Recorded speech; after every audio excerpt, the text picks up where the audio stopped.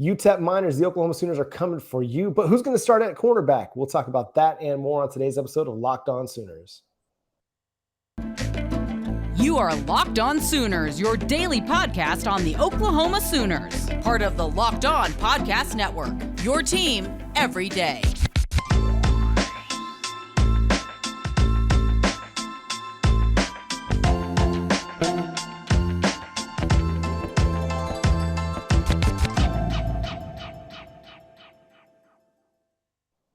What's up, Sooner Nation? Welcome to Locked On Sooners. Thank you for making Locked On Sooners your first listen every single day. We're free and available on all podcast platforms, including YouTube. So go over there, hit the subscribe button, and hit the notification bell to let you know when new episodes drop. My name is John Williams. You can follow me on Twitter at John9Williams. You can also read my work covering the Oklahoma Sooners over at the Sooners Wire. He's Josh Helmer. You can follow him on Twitter at JoshOnRef. You can also hear him Monday through Friday from 9 to noon on 94.7 The Ref in Norman. Josh, what's up, man? What's going on, John? We are sneaking up. Football season, basically, it's here for Oklahoma. Obviously, we'll get our first peek at the Sooners' opponent this week in UTEP, get a sneak preview there, and then we'll get a little look at Nebraska as well up in Ireland versus Northwestern. We got to wait just a little bit longer for Oklahoma football, but really, it feels like the offseason is now officially behind us, and now we're sort of tick-tocking down to, okay, what is this depth chart ultimately going to look like for Oklahoma? When are we going to get that next week? What do we think? I mean, is it Monday, Tuesday, Wednesday? I don't know how Clemson, maybe operated in the past, or how many ors there's going to be on this new depth chart for Oklahoma. One thing that'll be interesting to look at, and Parker Thune kind of snuck this in there in our taping yesterday, was what's quarterback going to look like? And is Jaden Davis, is he going to be one of those starting guys for the Sooners? Parker Thune seemed pretty sure that, he was running with the ones out there in fall camp. And that's a bit of an upset. I think we've seen a lot of Jaden Davis, and he's had some good moments. He's also had some moments where you're like, okay, maybe we need to look in some other direction. But you don't really have a clear-cut, defined answer on the other side of Woody Washington. We know Woody Washington's going to start at one of the cornerback spots. He's one of your better defenders, dealt with some injuries last year.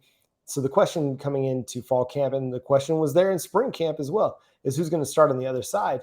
And I think we had several potential options. DJ Graham, the guy who was the starter there last year, but also had a bit of an up and down season. His Oregon game was not good. Just if you look at the tape, if you look at the numbers over at Pro Football Focus, it was just not a good performance for him. But then you had several guys that transferred in, Kenai Walker, CJ Colden. CJ Colden he didn't arrive until the summer. And so that's a kind of a later addition that might be able to make some noise on the cornerback depth chart. Trey Morrison, a bit of a shorter guy, probably factors in more in the slot or a kind of a rotational DB.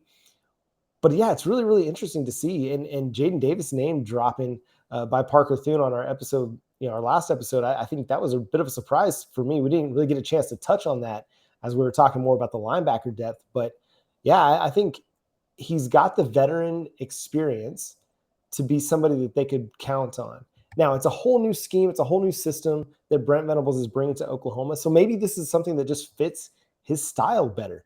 And I think a lot of times we overlook that aspect. Is not every defensive player is tailor-made for every defensive scheme. Now, it's on the coaching staff to figure out the best way to fit a player into their scheme. But sometimes it's, round peg and square hole. It just doesn't work. And for whatever reason, we just never got a lot of consistency out of Jaden Davis under Alex Grinch. But they've been very high on him, Brent Venables, Jay Valai, Ted Roof, on Jaden Davis all offseason as somebody who does things the right way, shows up the right way, practices the right way. And having that experience, having the games played, the snaps, the tape where you can go back and see how things didn't go well and correct it. That is a bit of a benefit. I know, the guy that got a lot of hype coming out of spring ball was Kenai Walker, but we really haven't heard his name said a whole lot in fall. And so that leads me to believe that Parker's right on it, and that it's going to be Jaden Davis that lines up on the opposite side of Woody Washington come UTEP. And I would expect still plenty of DJ Graham, right? And we'll see about some of these other names, whether a CJ Colden factors in right away. What happens for Joshua Eaton at Oklahoma now and into the future? Gentry Williams, what about him? Trey Morrison, I think at North Carolina, was somebody that played both corner and safety. He probably figures in more as a safety for OU, but we're going to see what Jay Valai and Brandon Hall want to do if they can mix and match, right? If you've got somebody that, or if you've got a couple of guys at safety in, say, Key Lawrence and Billy Bowman that you feel really, really good about, but maybe corner you're still shuffling and trying to find that perfect recipe, then could a Trey Morrison or somebody like that slide over and work at corner for you? I don't know how all of that's working out for Oklahoma right now. It's interesting. Yeah, I think that Woody Washington is probably the one guy we feel really good about at corner for Oklahoma. I'll take Parker Thune and his sources at their word and at face value that Jaden Davis is clearly one of the guys that's either going to start for Oklahoma or has impressed the coaching staff enough to where he's given DJ Graham a legitimate run for his money. The bottom line is this: those guys got to play better. We've talked about it all offseason. 109th in pass defense for Oklahoma last season. And we're going to find out if Jay Valai, if Brandon Hall, those two guys specifically, if they can tap into these players and, quite frankly, just get them to perform better. And I think one thing that we hope is going to be the part that fixes this is the defensive pass rush. I mean, they were really good at times last year, but again, like much of the defense, it was kind of up and down. You know, as great as Nick Bonito, Isaiah Thomas, Perrion Winfrey were, it wasn't a consistent thing. You know, Oklahoma didn't face the cream of the crop of quarterback play in 2021. And as far as offensive line goes, I mean, outside of Baylor and maybe Oklahoma State, was there like a great offensive line that they faced on their schedule? I don't think so. And yet there were times where it just didn't seem like Oklahoma could get much of a pass rush going. And maybe that's a scheme thing. Maybe it was just Alex Grinch's scheme. One thing that I know frustrated Oklahoma fans to high heaven was watching quarterbacks playing 10 yards off on 3rd and 8 or, 2nd and 5 and stuff like that, and giving up these cheap, easy things. But I think some of it just comes down to they would get beat by the deep ball, whether it's a Quentin Johnston or Xavier Worthy, Xavier Hutchinson up at Iowa State. Those guys would beat Oklahoma in the deep ball, and they just weren't a very good tackling team last year. Josh, you weren't on the show this time last year, but in the fall, I talked a ton about how poorly this team tackled, especially in the first half of the season. That's something that's got to be better. And I think if they can improve their tackling ability, that's going to improve their pass defense incredibly, because so much of what Oklahoma was giving up in the passing game were yards after catch. I mean, it was in the bubble screen game where they were getting those quick throws out to the wide receivers, and those guys were making the first guy miss and making plays happen. We saw Xavier Worthy do that on the first play of the game in the Red River Showdown. And so if they can improve just that aspect alone, just team tackling, that's going to improve their pass defense a ton.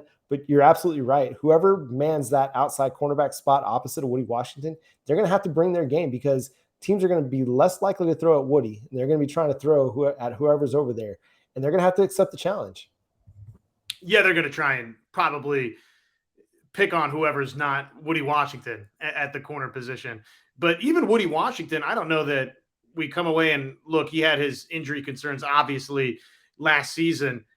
I don't know that right now. I mean, Oklahoma doesn't have a lockdown corner. And even, all the positive things we could say about Woody Washington, he's got something to prove in 2022 as well. So just all of these guys in the defensive backfield, you start with the tackling on bubble screens like you're talking about there. That's one obvious area that they could improve, but they've got to contest better in the route running game for their opponents. I mean, I'd like to see them, play a little bump and run coverage at times. I'd like to see them press a little bit and then just get more aggressive at the point of attack. Find some PBUs.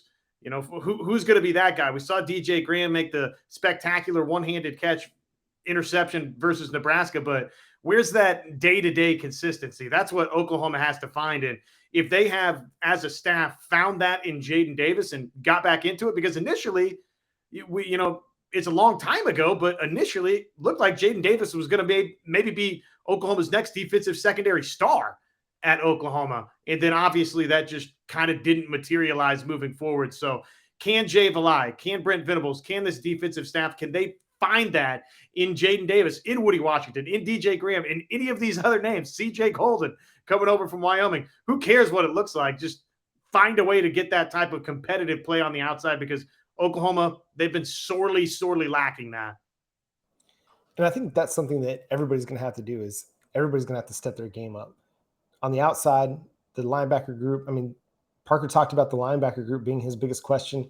There's still questions about the defensive front, although we like the talent, we like the potential. And I think that's true for a lot of this defense. And I mean, the quickest way to get beat is by not having a cornerback that can cover and not having a guy that can at least disrupt the route process like you were talking about.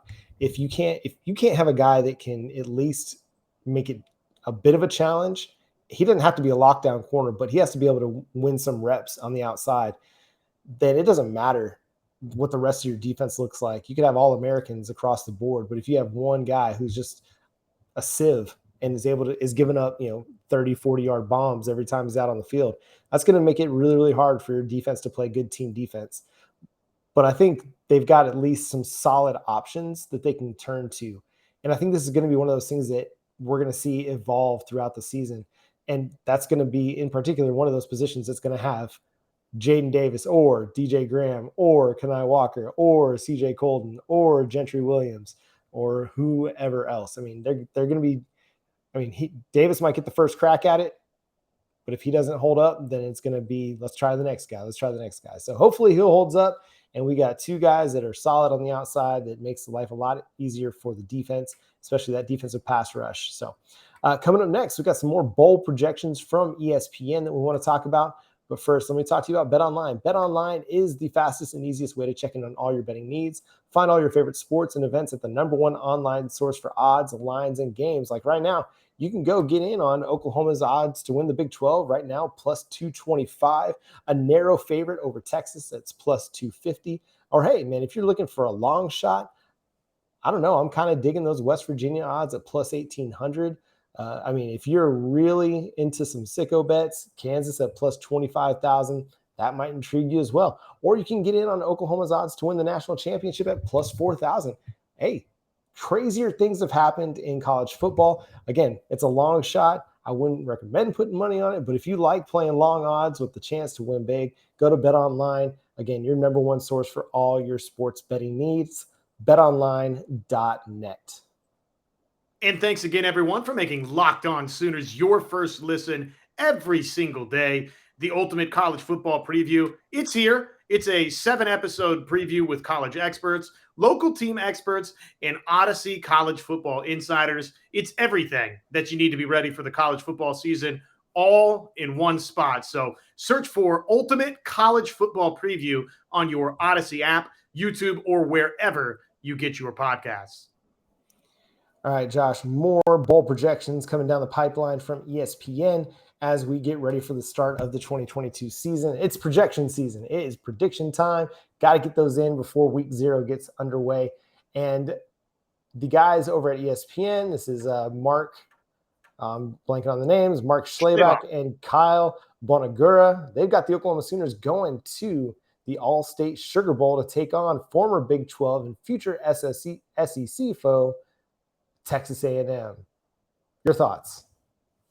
Well, first off, it's interesting that they both see it playing out that way.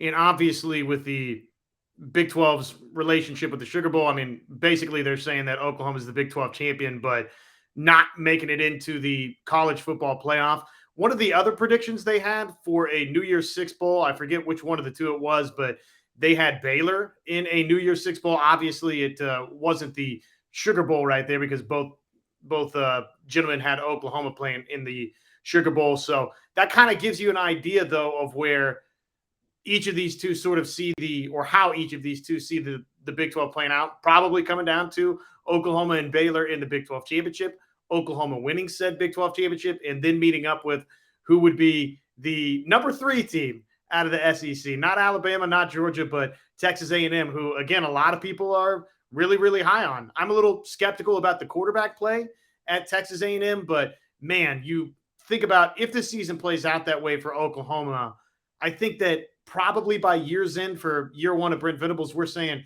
man, this was a big-time success. for OU. They won the Big 12 championship again. They got into a New Year's Six Bowl. And, depending upon obviously what would happen hypothetically in that matchup versus Texas A&M, maybe a little sign of what's to come for the Aggies from Oklahoma, letting them know, hey, this is how life's going to be when we get into the SEC. None of that nonsense that we saw a decade ago with Johnny Manziel. So I'm here for it. I think that would be an exciting matchup if it comes to fruition. And ultimately, more importantly than that, this side of Oklahoma capturing national championship number 8, John, if they win the Big 12 championship, it's going to be hard, I think, for most people in year one to say, you know what, that was not a successful first campaign for Brent Venables. Yeah, I agree with that, because I think if you get to the Sugar Bowl or you win the Big 12 championship, there's a good chance that you're right there on the verge, like on the edge of making the college football playoff. In their projections, they've got, the usual suspects, Alabama, Ohio State, Clemson, Georgia, go to the college football playoff. And so, I mean, that kind of rings true. Like, this is not a surprise that Oklahoma could potentially be like that 5th, 6th team if they're not able to make the college football playoff. I think in a year like this, there's a good chance that a one-loss Big 12 team doesn't make the college football playoff.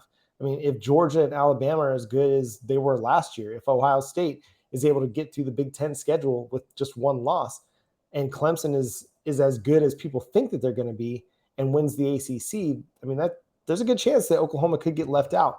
And that's not necessarily saying that, their schedule is bad, but I mean, their non-conference schedule is not great. And that could be one thing that does hurt them, down the stretch. Aside from Baylor and Oklahoma State, there's not really a lot of like big powerhouse programs that they're going to be facing in the Big 12 on the Big 12 schedule. There's a lot of good teams and solid teams. But especially if Texas isn't ranked by the time they get to Red River, then Oklahoma's strength of schedule is going to be pretty weak. And no fault to themselves. Like, they couldn't do anything about that. You win the games that are put in front of you, but it'll definitely have an impact if it comes down to Oklahoma versus Ohio State or Oklahoma versus Clemson for that number 4 spot, or even Utah. Like, I think it was Josh Pate of the Late Kick show over at CBS Sports. He projected it was Alabama, Ohio State, Georgia, and Utah in the college football playoff. And I thought, well, hey, I mean, Utah has got as good a chance as anybody of capturing that 4th spot. But I think for the Big 12 to feel really, really confident about getting into the playoff, they'd have to have an undefeated team, or Oklahoma would have to be just so dominant throughout their schedule. And even if they just have one loss, it's just kind of a fluky one, whether it's to Baylor or Texas. If they're dominant the rest of the schedule, then they'll have as good of an argument as anybody else. But again, I think a one-loss Big 12 team may not move the needle enough to get the Oklahoma Sooners or the Baylor Bears into the college football playoff this year. Well, and ultimately it's going to, in some ways, boil down to what happens in the non-conference portion of a lot of these team schedules. I know that it's blasphemous, and I don't envision it happening, and I would take Alabama right here, right now, and I'll give the points over Texas. But hypothetically, if Texas wins that non-conference game and Texas is, vastly improved this season, or Baylor's really, really good, and Oklahoma State is similar to if 2 of those 3 things happen, and also you mix in, a non-conference loss to Alabama, I mean, that totally changes the complexion of the picture and how Oklahoma's schedule will ultimately get weighed or viewed. And obviously we'll see what Nebraska, in their own right, Oklahoma's big non-conference game, who they wind up being. The other non-conference game I would look at that's going to have a lot of implications in terms of the college football playoff, John, for everybody else, Ohio State, Notre Dame. What happens there? If Ohio State wins that game, then probably they can get into the college football playoff any way you slice it with one loss. If they lose that game, then that sets the door up for Notre Dame to be kind of right there knocking on the door to get in. And for Ohio State, now all of a sudden, you kind of have to run the table in the Big Ten to get into the college football playoff. So some of those non-conference games and, how those shake out across the landscape is going to have a lot to say about ultimately how this all plays out. Generally speaking, yeah, if you're a one-loss Big 12 champion, you opened yourself up to probably getting left out, but we'll see, right? I mean, we don't know how any of this is playing out yet. Yeah, and back to your original point about whether or not that'll be seen as a success, I think most people, like 95% of Oklahoma fans, would view that as a successful season if Oklahoma ended up winning the Big 12 championship and go into the Sugar Bowl. I mean, given all the turnover, given everything that's happened in the last 9 months, yeah, we still have high expectations for the Oklahoma Sooners. But I think kind of Bob Stoops almost, like, I feel like, laid the groundwork for this, in that, like, the first goal is winning the conference. You can't do anything unless you win the conference. And so that's kind of like that first expectation, that first goal. And there's no reason that Oklahoma shouldn't be able to win the conference. I think it'd be a bit disappointing if they didn't. I think people would understand if they didn't. But yeah, I think that's kind of like that level of expectation. Get back to the conference title game and then win it. And then who knows? You just see what happens after that. But I don't think anybody would view it as a failure if Oklahoma didn't make it to the playoff in year one of Brent Venables. I think it would set the program up with a lot of really good feelings heading into 2023, especially if the recruiting class ends up potentially top 3, like it might be trending toward right now. Next February, National Signing Day. Speaking of recruiting, Josh, friend of the show here on Locked On Sooners, Heath Ozaeta, just earned the 4-star status in the 247 Sports Composite database. The third commit that we've had on the show that's got a bump in their recruiting rating. First, Joshua Bates got it, and then Jackson Arnold got his 5-star status, and now Heath Ozaeta, man. And couldn't be happier for the kid. He just seems just like such a nice dude. When we had him back on the show, just really easy to talk to. Had a great time talking with him just about coming to Oklahoma and his recruitment process and all that. So go make sure you find that episode if you missed it. You can search that here on Locked On Sooners on the YouTube side or on the podcast side as well. It's in the feed. Just go find that, Josh. Just great news for that kid. All 3 of those Sooner commits, Josh, Jackson, and Heath, all awesome. We're all terrific and fantastic on this show. But yeah, congratulations to Heath Ozaeta. Well-deserved. Hard work to get that 4th star, and obviously great news. Really happy for him that obviously he gets that type of recognition. I mean, you put that amount of blood, sweat, and tears into your craft. Yeah, ultimately, does it change anything for Oklahoma? A little bit in terms of how the recruiting class will get, weighted, but ultimately it's more about Heath Ozaeta being rewarded for what he's done in that recognition that obviously he deserves in the hard work there. So happy for you, Heath. Congratulations. Yeah, and I think what it shows is, like, when Oklahoma is going after 3-star players, they know what they're looking for, and they see the potential and they see the talent. It might not be something that everybody else is seeing at the moment. And just because a player is a 3-star recruit, it doesn't mean they're not good. A lot of times maybe they're just under-recruited, like an Eric McCarty, who out of McAlester, Oklahoma, just a very talented football player. And the key word there is football player, like great running back, great linebacker, safety over there from McAlester, but just not a lot of people know who he is. And so it's hard to, develop that kind of recruiting reputation, that reputation as a recruit, if people don't know who you are. And so, like, to see more people kind of getting on the train for some of these Oklahoma commits, especially the 3-star guys like Joshua Bates and Heath Ozaeta, like, that's huge, man. And I think what it goes to show is, like, the evaluation ability of Bill Bedenbaugh in particular. He likes what he sees in these guys, whether they're 3 stars or 4 stars or 5 stars. He knows what he's looking for. He likes what he sees, and he's going after him regardless of that star status.